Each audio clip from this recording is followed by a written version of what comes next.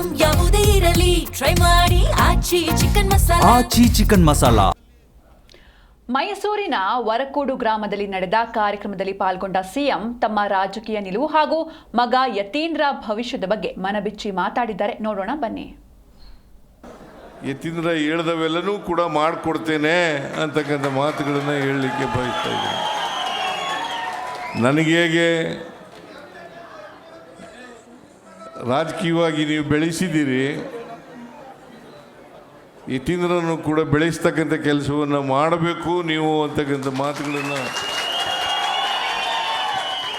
ಮಾಡ್ತೀರಿ ಅಂತಕ್ಕಂಥ ನಂಬಿಕೆ ಇದೆ. 7 ಚುನಾವಣೆಗಳಲ್ಲಿ ಗೆದ್ದಿದ್ದೀನಿ. ರಾಜಕೀಯದಲ್ಲಿ ಸೋಲು ಗೆಲುವುಗಳು ಸಹಜ. ಸೋಲು ಇರ್ತವೆ, ಗೆಲುವು ಇರ್ತವೆ. ನಾನು ಗೆಲುವನ್ನೂ ನೋಡಿದ್ದೀನಿ, ಸೋಲನ್ನೂ ನೋಡಿದ್ದೀನಿ. ಆದರೆ